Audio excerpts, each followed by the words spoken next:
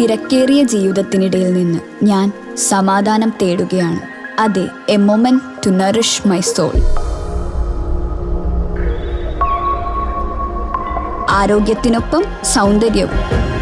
സമഗ്രമായ ആരോഗ്യത്തിൻ്റെയും സൗന്ദര്യത്തിൻ്റെയും പുതിയ തുടക്കത്തിനായി മട്ടാഞ്ചേരിയിൽ സ്ഥിതി ചെയ്യുന്ന ആയുർസ്പർശ് ആയുർവേദ ഹോസ്പിറ്റൽ നിങ്ങളേവരെയും സ്വാഗതം ചെയ്യുന്നു.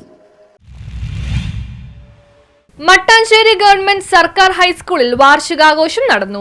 Government girls higher secondary school മട്ടാഞ്ചേരിയിലെ ഹൈസ്കൂൾ വാർഷിക ദിനാഘോഷവും JRC യൂണിറ്റ് ഇൻവെസ്റ്റിച്ചർ സെറിമണിയും നടന്നു. നഗരസഭാ standing committee chairman K. Manaf ഉദ്ഘാടനം ചെയ്തു. എല്ലാവർക്കും ഈ അവസരത്തിൽ നന്ദി രേഖപ്പെടുത്തുകയാണ്.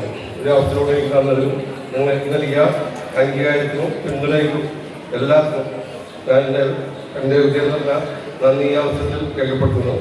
അതോടൊപ്പം ടീച്ചർമാർ എല്ലാവരും ഒരുപാട് പ്രാർത്ഥന ഇവിടെ നടത്തിയിട്ടുണ്ടെന്നുള്ള അർത്ഥത്തിൽ.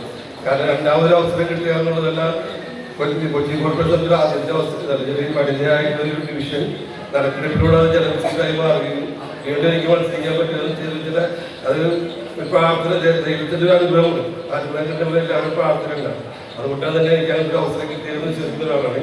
അതോടൊപ്പം എനിക്ക് standing committee chairman income tax department additional കമ്മീഷണറും ചിത്രകാരിയും നർത്തകിയുമായ നന്ദിനി R. നായർ മുഖ്യാതിഥിയായിരുന്നു.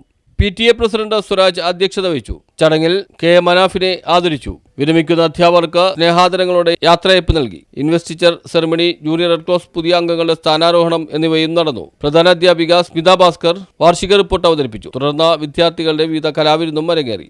അദ്ദേഹം ഒരു ജനപ്രതിനിധിയാണ്. അദ്ദേഹത്തിനുള്ള ഒരു സപ്പോർട്ട് നിങ്ങൾ കാണിച്ചു, കൈയടിച്ചുകൊണ്ട്. സ്മിത മിസ്സിനെ കുറിച്ച് പറഞ്ഞപ്പോഴും നിങ്ങൾ ഒരുപാട് കൈയടിച്ച് മിസ്സിനെ വളരെ സന്തോഷിപ്പിച്ചു എന്നാണ് എനിക്ക് തോന്നിയത്. അപ്പോൾ നിങ്ങളുടെ എനർജി ഞാൻ വളരെയധികം അപ്രീഷിയേറ്റ് ചെയ്തു. അപ്പോൾ ഇങ്ങനെയുള്ള സ്കൂളുകളിലും കോളേജിലൊക്കെ പോകുന്നതിൻ്റെ ഒരു വലിയ കാരണം എന്താണെന്ന് വെച്ച് കഴിഞ്ഞാൽ അവിടെ എന്നെ പഠിപ്പിച്ച അധ്യാപകരും അല്ലെങ്കിൽ എന്നെ പഠിപ്പിച്ച ഫാദർമാരും ഒക്കെയാണ് ഉണ്ടാവുക. News bureau, Mattancherry.